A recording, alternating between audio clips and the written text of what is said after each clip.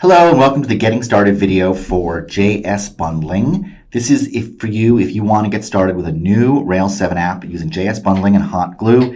If you want an import maps app, there is a different video, so be sure to check out that video and make sure that you understand the difference between JS bundling and import maps before you start building a new Rails app. Today I'm going to show you just the setup steps to install hot glue. And there's two ways to do it. There's a quick way and a longer way. I'm going to do it the quick way first, and then we'll do it the second time, and I'll break it down each step by step. The quick way is to use these quick scripts that I have on my website. The idea behind them is that they're like boilerplate without actually being boilerplate, and that means that you're going to copy this whole block, and they are going to make the Git commits for you. They're going to make a few edits. They're going to set things up. They're going to make the Git commits for you, so Git commits will appear in your Git commit history. This very first one, you're just going to copy and paste from each section. We're going to do a few sections here. The sections are numbered here at the top. The first one is for JS bundling. The second one is for import map. So make sure to not do the import map one if you're going to do JS bundling. As initial setup, you're going to want to make sure that you have the installed version of Ruby. I'm using RVM here. Make sure that you've selected the Ruby that you want to use, and the same for Node. So this node is selected. My script will use whichever Ruby and Node that you have currently running when you run this. So here I'm just gonna, Here I'm just gonna paste it in. I'm gonna go to the front of the line with Control A and remove the name of the app. Let's say we wanted to call our app, I don't know, something like ABC app. Just hit return, and then it will create all of the necessary steps for the basic setup. This just modifies the README slightly, and see what it's done. It's just made these 3 commits using whichever version of Node and Ruby we had installed, and it migrates the database. So moving on, remember we're only going to pick one of these from each section. This is section 1, so we're going to move right on to section 2. Section 2 is RSpec. There's only one choice here. And with this big block, we are adding, we're adding RSpec, RSpec wait, factory bot Rails, Faker, VCR, simplecov, .env, and we're adding that to the development and test group. Now, these are not necessary for hot glue, these next couple of ones, but I recommend just doing them if you're doing the quick setup. These are debugging tools, which will be very helpful. And this just generates a default welcome controller, which Rails does not come with. So this will just make it so that the home page, let's just see what we've done. Remember, we're using a JS bundling app, so we'll start with bin dev. Let's see if something loads. Hello world, there we go. All we really did was these things so far. We added a bunch of setup stuff for .env, factory bot, simplecov, bullet, active record query trace, and we added a welcome controller. Moving right along. For CSS, you have 2 options for hot glue. You can either use Bootstrap or Tailwind. Tailwind is experimental and it isn't fully working yet, but Bootstrap is the layout strategy that hot glue is primarily optimized for. So let's add CSS bundling along with Bootstrap right now. Just do that by copying and pasting from here. And hot glue happens to need Kaminari for pagination, so we're just going to add that too. Now, here we come to the actual hot glue install itself, and that's here. Bundle add hot glue, we're going to commit hot glue, and then we're going to run the actual hot glue installer. Hot glue does a number of setup steps for you, and I'll show you that in the second half of this video. Finally, hot glue has a dependency on devise if you want authentication to your objects. If you want to not have authentication to your objects, you can do something called God controllers. You do //gd when you generate hot glue controllers, and those controllers will have access to all records. But by default, unless you do that, hot glue will assume that you have a user. and you can specify the name of the user or the object that the object of the device is sitting on top of. But here it expects by default that that device object is going to be called user. So here I've just added device itself, and then in this next one, the second one, we're going to copy this too for device. We are actually going to create the user, migrate the database to create the user in the database, and we'll add, we're going to create the user using device, the device generator. So that will mean that we'll have a device user. This is the only section where you're going to do both things in yellow. Okay, and that's it. Let's see. We don't have anything yet except a basic login. Login. This is the basic device login. Sign up. Oops.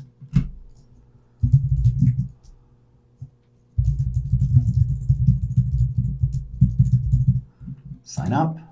And now I'm signed in. Well, you've signed in successfully. That's just all the device functionality. Okay, now that we've gone through the basic setup steps, let's just create a tiny little thing and a hot glue scaffold to go with it. And hot glue kind of needs you to have a name. You can use toLabel or email or any other of 6 different options for your label field, but it just prefers it if you give things a name string. And in this case, we're going to say that our things belong to our users, and that way hot glue will scope the things automatically to within the scope of the current user.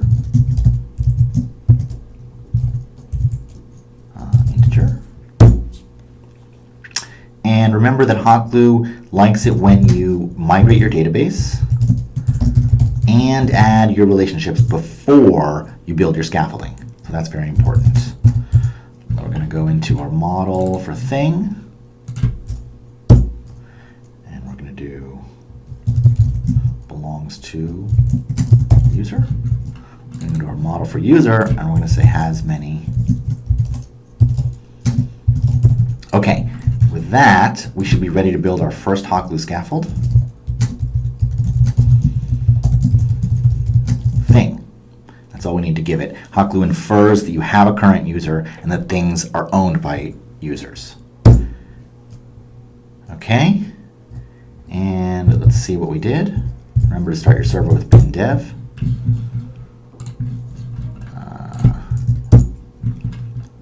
And let's say we go to things.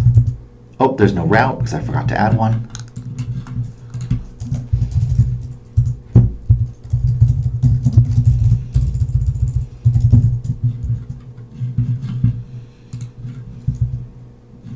So we can add a new thing. We can give it a name. Save. Apple. Banana. And if we check out our database, which I'll show you here, we can refresh our database and see our things. Apple and banana, they belong to user ID 1, which is the first and only user that I created. So that's the basic setup steps. This is just a very basic hot glue controller. And if you want the full details, check out part 2 of this video, and I'll go through all the setup steps step by step instead of using those quick scripts.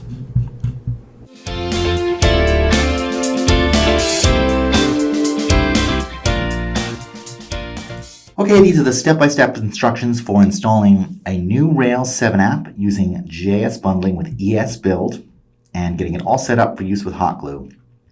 This is part 2, the long tutorial in which I'm going to go through each step by step for you.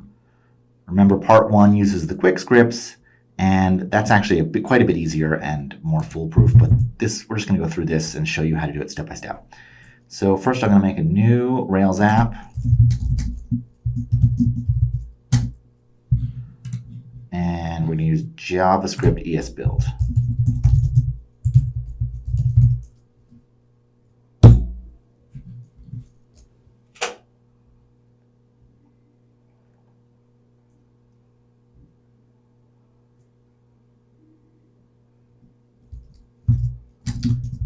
cd into our new app, give it an initial commit.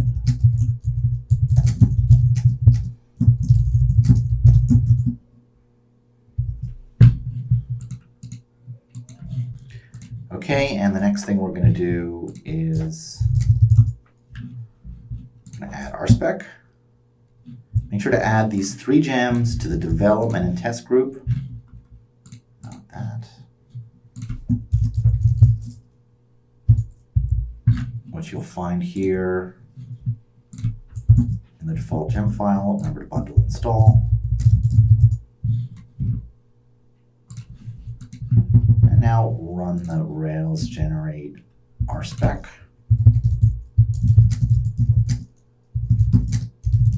I think that's right. Oh, no, it's a colon.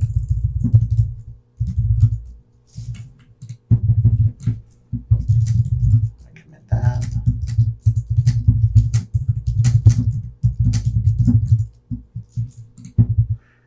And for this demo, I'm going to use Bootstrap. And so we need CSS bundling, Rails along with Bootstrap.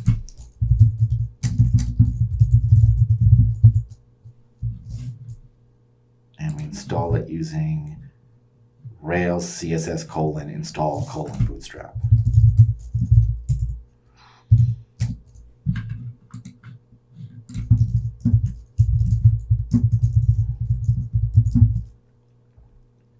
Okay. And we'll add those.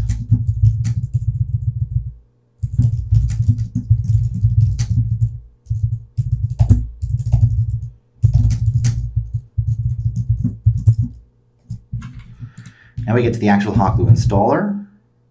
First we need to add hot glue to the gem file. So we're going to go to the gem file here.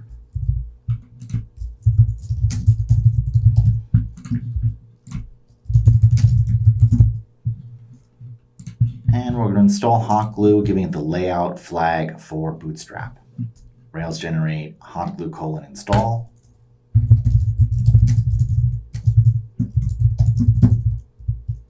Sorry, colon install. Layout equals Bootstrap.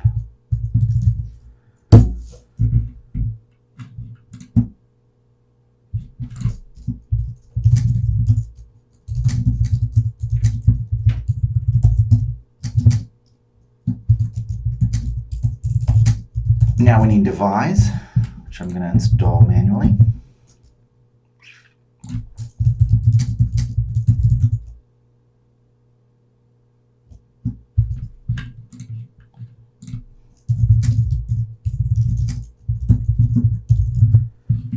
After you run the devise installer, there's a message that comes out here about 4 things you should do. And you should do 1 and 2. You can safely ignore 3 and 4. So 1 says add this line to your development RB file. I'm going to add it where I see the other action mailers. Oops, go away.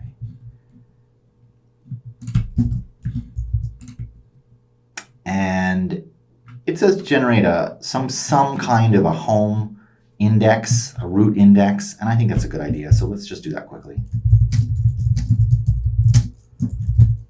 I think that will be allowed. Yes.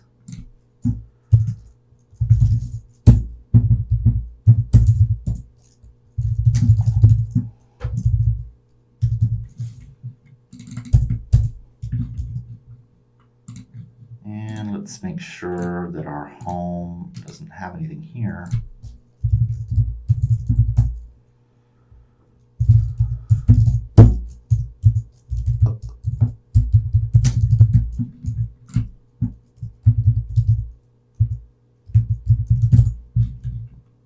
Just verify that that works. There we go. Hello world. And we did the devise install, but we didn't actually generate a user yet. So let's do that next.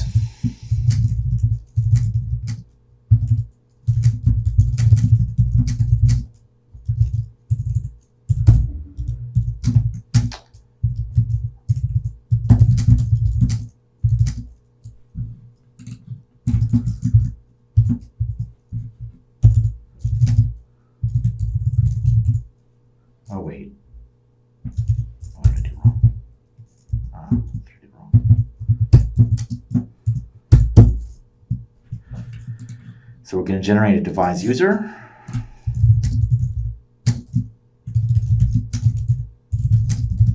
Actually, don't need to give it a name. And that means that we should be able to sign up and log in. Oops, migrate.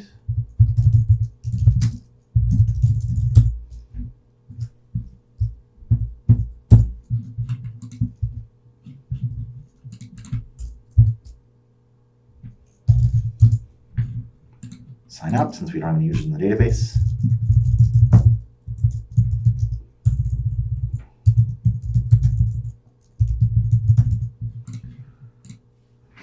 So now I've successfully signed up and I'm logged in. Let's see if we want to generate a basic things page like I did in part 1 of this video.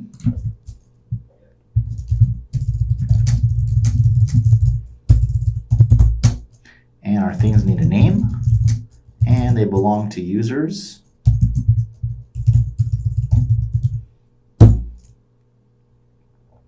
Make sure to migrate your database and add your relationships before building your scaffold.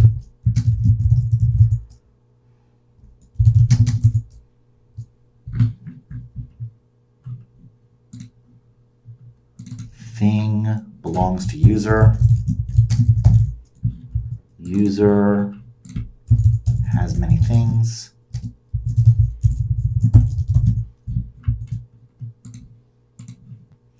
Okay, and I think that's all we need to do to generate our scaffold.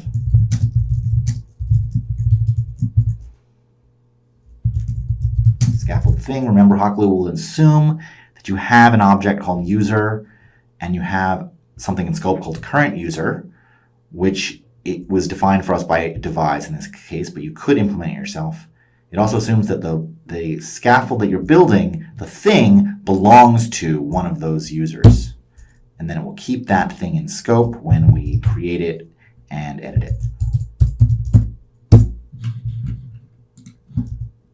Thing. So yes, we didn't add a route. That's right.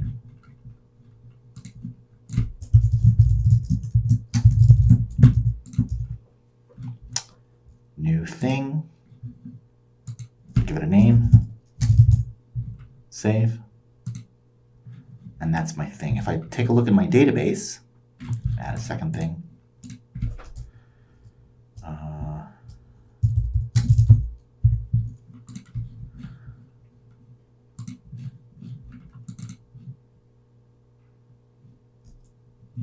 If I take a look in my database here, I see that we have things and users, and you'll notice that the things have a user ID that corresponds to our only user that we have in the table, 1. So there you have it. That's the basic setup steps for building a new Rails 7 app with JS bundling, the quick way and the slightly longer way. Hope you enjoy the video, and be sure to click subscribe on the YouTube channel or check out my course at the link below.